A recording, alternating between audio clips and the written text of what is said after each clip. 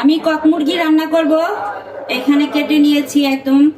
আর একটা ভাইয়া বলছিল আপনার রান্না মজা হয় নাই, তা আমি এখানে কাঁচা জিরাটা বেটে নিচ্ছি। ওটা আমি আর কি মাংস মাখিয়ে বসিয়েছিলাম, যেহেতু গরুর মাংস। উনি আমারে বলছে যে আপনার রান্না ভালো হয় নাই, মাংস সব ধরনের রান্না করা যায়। আমি মাংসের জন্য আর কি তেল ঢেলে দিয়েছি কড়ার মধ্যে। এখন কিছু দিয়ে দিচ্ছি।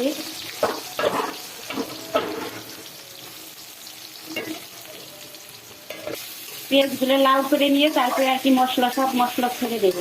পেঁয়াজটা লাল হয়ে গেছে, এখানে আমি রসুন দিয়ে দিচ্ছি। রসুন পেস্ট এখানে আমার যতটুকু লাগবে পরিমাণ। এখানে আদা দিয়ে দিলাম, আদার পেস্ট। এটা আমি লাল করে ভেজে নেব, না হলে আদা রসুনের কাঁচা গন্ধ থাকবে। এখানে মাংস ধুয়ে পরিষ্কার করে নিয়েছি, পুরো মুরগিটাই আছে এখানে।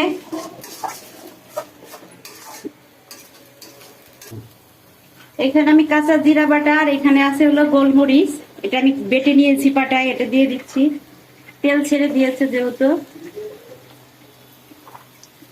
এখন একটু নেড়ে নিচ্ছি।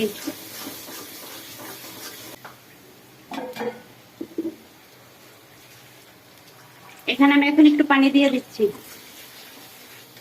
দিয়ে সব মশলাগুলো এক করে দেব। দিয়ে দিচ্ছি 1 চামচ দিলাম। এখানে ধনের গুঁড়ো আমি 2 চামচ দিয়ে দিচ্ছি। শুকনো মরিচ দিয়ে দিচ্ছি আমার স্বাদ মতন, 2 চামচ দিলাম আমি। হলুদ 1 চামচ। লবণ, কারণ লবণটা আমি হাত দিয়ে দিই, এটা আমি চামচ দিয়ে বুঝি না, হাত দিলে হাত না।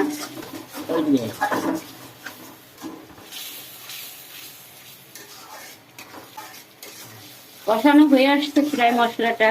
এখানে আমি এখন মাংসটা ছেড়ে দিয়েছি, আমি এখন মাংসটা দিয়ে দিচ্ছি।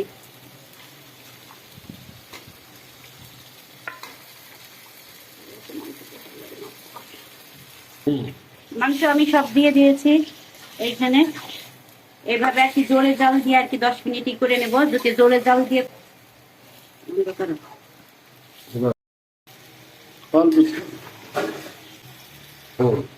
এখানে তেজপাতা সব মশলা আছে, গরম মশলা আমি ঢেলে দিচ্ছি। এগুলো আমি ধুয়ে নিয়েছি, এখন ঢেলে দিচ্ছি। এখন ঢেকে দেব মাংসটা সিদ্ধ হওয়া পর্যন্ত। এত গরম রান্না করতেছে, আর একদম ঘেমে গোসল করে উঠছি, চুপচুপ হয়ে গেছে। ফ্যান ঘুরতেছে এখানে, অ্যাডজাস্ট ফ্যান। তারপরেও রান্নাঘরে প্রচুর গরম, যা বলার মতো না, এত গরম। একটু ফ্যানের নিচে আসলাম, প্রচুর গরম। ফ্যানও ছাড়া যাবে না, তাহলে ভিডিওতে শব্দ আসবে। এত গরম, প্রচুর প্রচুর প্রচুর। আমার আর কি এটা ছোট হয়ে গেছে কড়াই, এই জন্য আমি পাতিলে ঢেলে দিচ্ছি। এটাই আসবে না, কড়াইটা বড় করা নিচে, তারপরে হয় নাই, এখন ঢেলে দিলাম। এখন আমি ডিমগুলো এক সাইডে দিয়ে দিচ্ছি, ঢেকে দিচ্ছি, ঢাকা থাক। রান্না কমপ্লিট হয়ে গেছে। একটু কম দিলাম, তো তেল প্রচুর উঠছে।